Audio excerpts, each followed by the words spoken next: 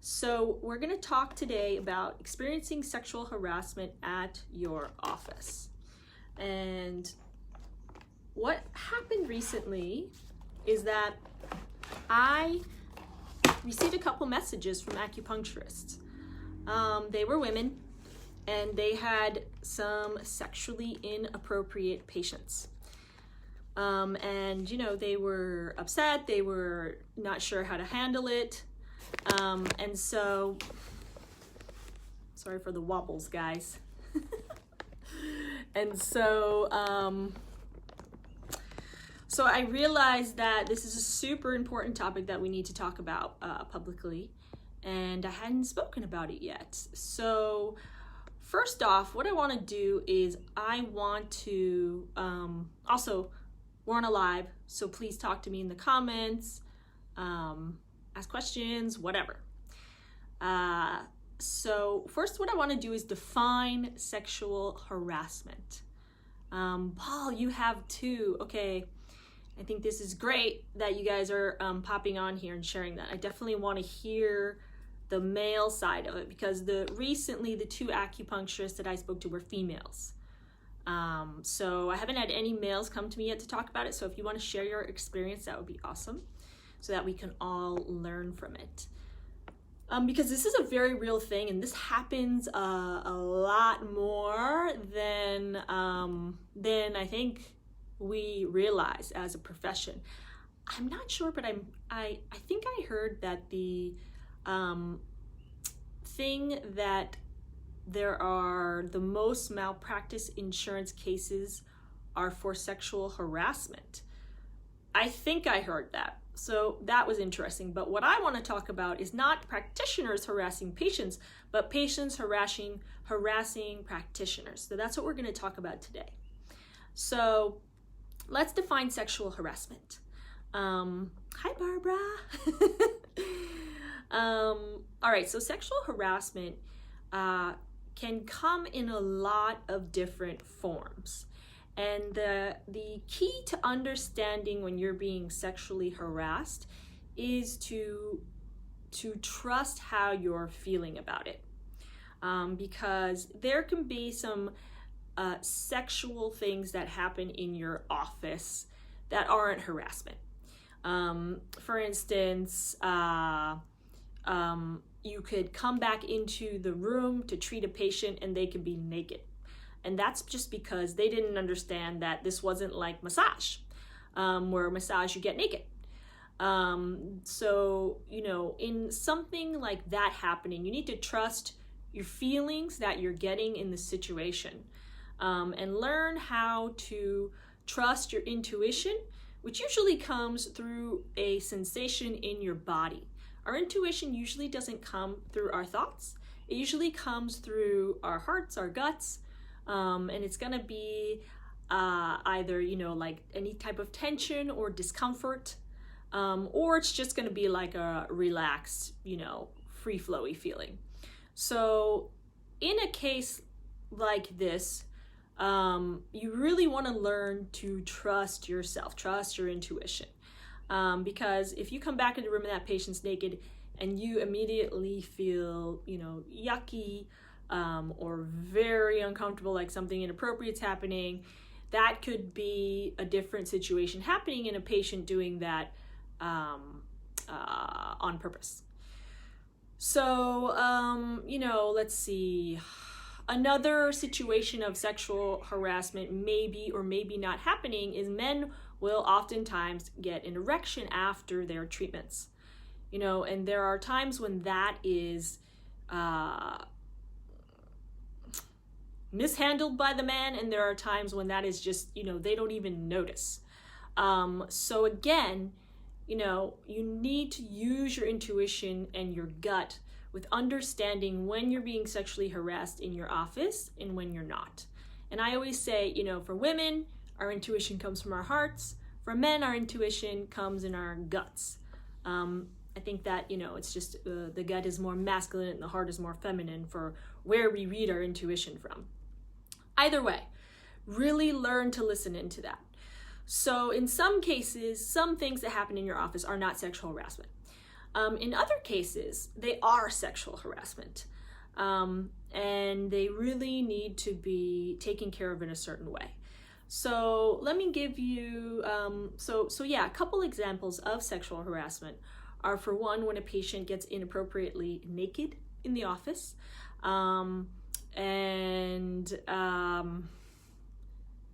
is just very out there about it. I'm not even sure what words to use in the moment.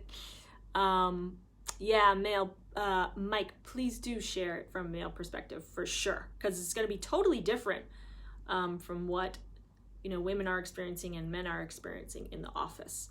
And like I said, I've only heard from females so far. So yes, when a patient is inappropriately naked, when a male patient handles their erection inappropriately, and what I mean by that is, for example, one of the cases that I heard of was that a male patient was continuously getting erect after his treatments. So the female practitioner decided to place this male face down, but after every treatment, the male would very obviously stand up, stand towards her, full naked, full erection, just inappropriately flashing that around, let's say. And hey, Boaz. And then in other cases, I actually experienced this, and I've spoken to a couple other people that have experienced this too, where it's actually not a patient in your clinic, but you get a phone call from a male who wants to extensively talk about the problems that they're having with their erection, either how hard it is or how long it lasts. So I got this call when I was a new practitioner, and I remember that I was so conflicted when I had this call, because I was like, well, maybe this person really needs help. But then they just kept talking and talking and talking and asking more detailed stuff about their erection, and that at that time I didn't really even know how to handle that. So I remember I had like this a 30-minute call with this male about his erection and how hard or soft it was and how long it lasted and blah blah blah, trying to be all professional, and then the dude of course doesn't schedule anything, and I never hear from him again. And I remember after that call, it really left me feeling very yucky. And that again is that intuitive feeling that I'm talking about, understanding, is this sexual harassment or not? Usually you can tell through your intuition, and trust your intuition because it's pretty much always right. So those are types of sexual harassment out there. Also, a patient asking you out can be sexual harassment depending upon if they persistently do it after you have appropriately taken care of it. And here again is from Paul. Thanks for sharing this, because I think it's really interesting to hear the different types of sexual harassment people are experiencing, and from a male point of view. So Paul is saying it was after a massage, she began making sexual noises. I politely informed her that it would make other patients on the other side of the very thin walls and myself uncomfortable if it continued. And if it did continue, I'd have to ask her to leave. Good for taking control of that situation, Paul. She stopped for a while, and after a time, she began again, and I told her that I would leave the room and give her 5 minutes to get dressed, and there would be no charge for the session. She grabbed her stuff, left very quickly. It made me feel gross, even though she was a very beautiful woman. Yeah, so Paul, good work cutting that off, which is what we're going to talk about in a second, because that's exactly what you need to do. So you handled that really appropriately and quickly, and good work. But yes, that's what I'm talking about, is that it's these little things like this that we don't even realize we're being sexually harassed, and it does leave you with a very gross, icky, taking advantage of feeling. Yeah, boundaries, exactly. So your boundaries have been crossed. I'm just moving my little selfie stick. I will get a tripod soon. Okay, so thanks for sharing that. That's definitely, exactly what I'm talking about, and this is happening in our offices a lot more than we realize. So when you feel I like sexually harass you guys, no. I'm joking. We shouldn't joke about that. All right, so so when you experience sexual harassment in your office, the first thing that you want to do is exactly like what Paul just shared. You really want to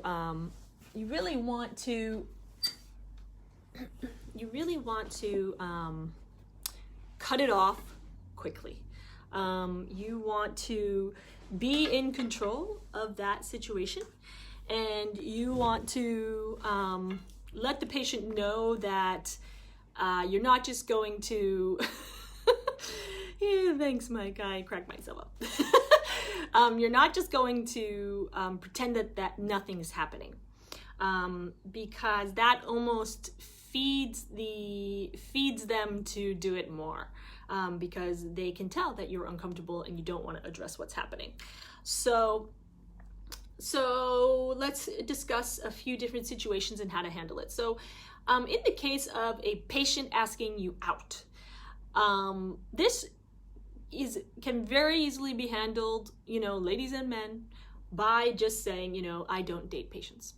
And period, keeping it at that. If a patient persists, then you're gonna have to refer that patient out, and you're gonna have to tell them. So in the case of the erection call, because this call is going around, I've heard more than one person get this erection call person. I don't know if this person calls people all over the world. I'm not sure if there's just many erection men calling practitioners. And granted, I'm sure some of these erection men are legit. But again, you need to be able to use your intuition to figure out which is which. So in the case of the erection call, when a patient just wants to go on and on and on the phone call, you need to take control of that conversation and tell them that you don't discuss patient cases over the phone due to privacy reasons. And if you're feeling comfortable with that patient in that phone call, then say, hey, why don't you come in for a 30-minute consultation so we can discuss this further, get them on the books, get them scheduled. Or if you're not getting a good feeling from that patient, then you want to say, I don't discuss the details over the phone due to privacy reasons, and I also don't take cases like this, so let me refer you to a colleague of mine. And then I would refer that patient to a male colleague, and then call the male colleague and let them know what's up. What have you written here? Phil, has anyone ever treated a patient with persistent genital arousal disorder, or even priapism for a result of a medication side effect? Yeah, that's a good question. I never did. I don't think I did, now that I think about it. No, I don't think I did, but that is a real thing, and that's out there. So again, when we have patients like this, it's really gonna be a matter of your level of comfort. Even if this is a legit patient, if you don't feel comfortable with it, it's okay. That's the most important part, is that you feel comfortable treating this patient. And if you don't, it's okay. Just refer them out. Remember, our job is to help, but that doesn't always mean helping someone with our treatment. It can mean helping someone find a practitioner that will help them, or finding a practitioner that they can afford. When we're talking about prices, I always talk about that, but we're not talking about prices today. Stay on track. So Phil, good question. Boaz, yes, they should feel more comfortable talking to a man. Exactly. Great point, Boaz. Because yeah, you know, especially when we talk about this from a female point of view, if you have a male coming to you with some type of sexual disorder, excuse me, I would drink my water, but I'm using it as a balance for my tripodless life right now. My tripod broke. Anyway, Boaz, I had a patient like that, and the conversation was strictly professional. Yeah.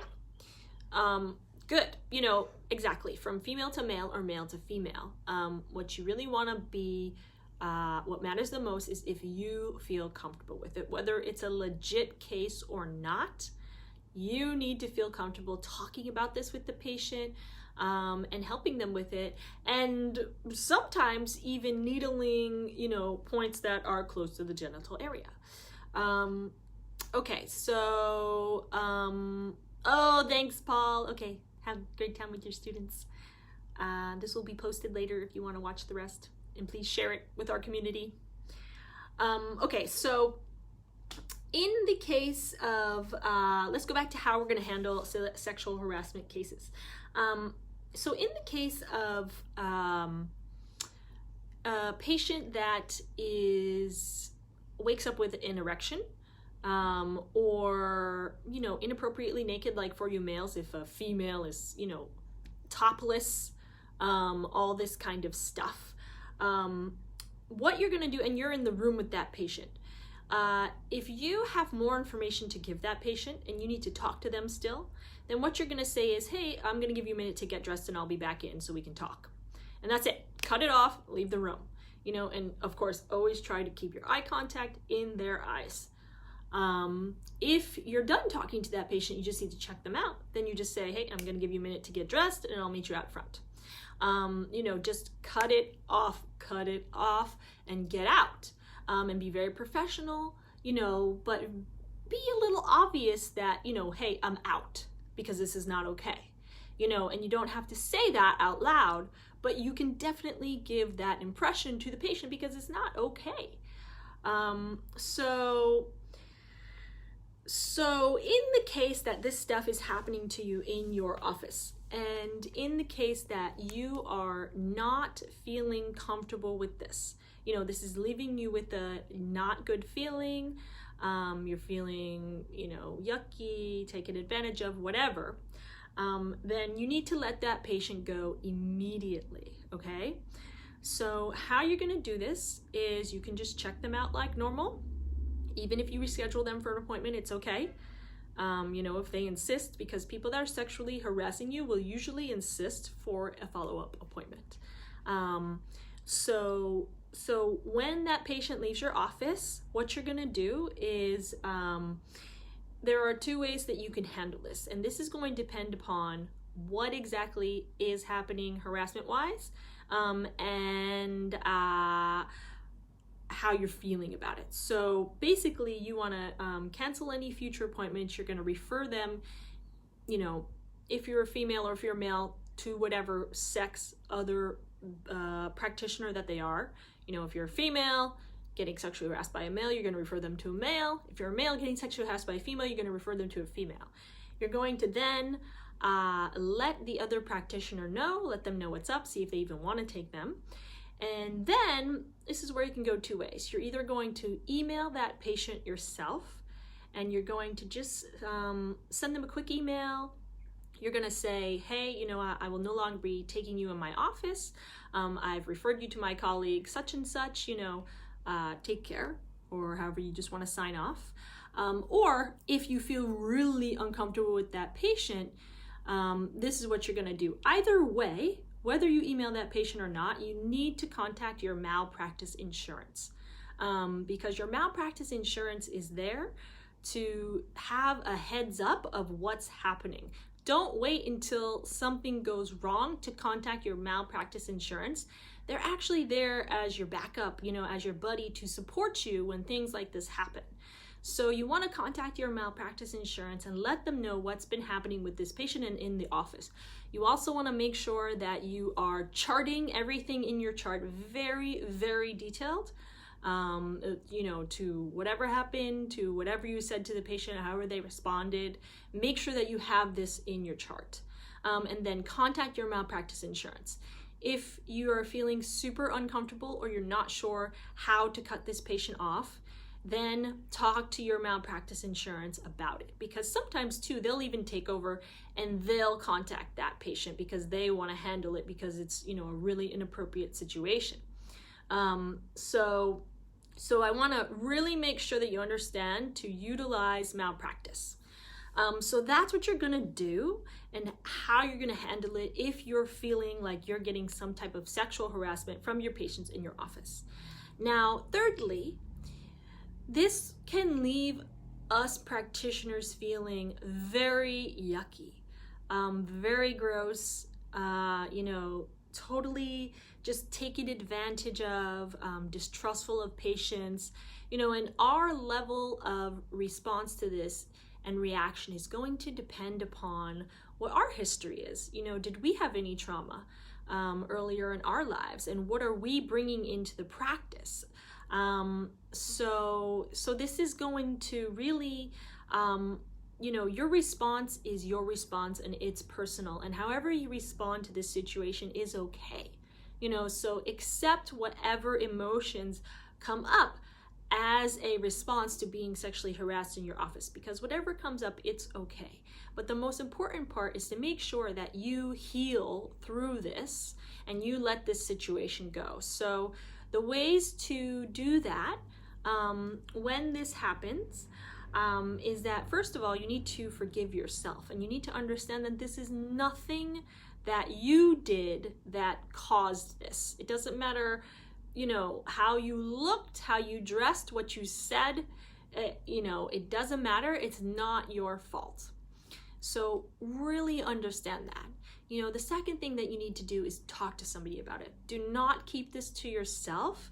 Make sure that you have support on this, whether it be your spouse, another colleague, any type of support group that you're in. If you need to talk to a therapist, an acupuncture group, anything, just make sure that you get this out of you and release this out of you, and you talk to people and you bring it out of yourself.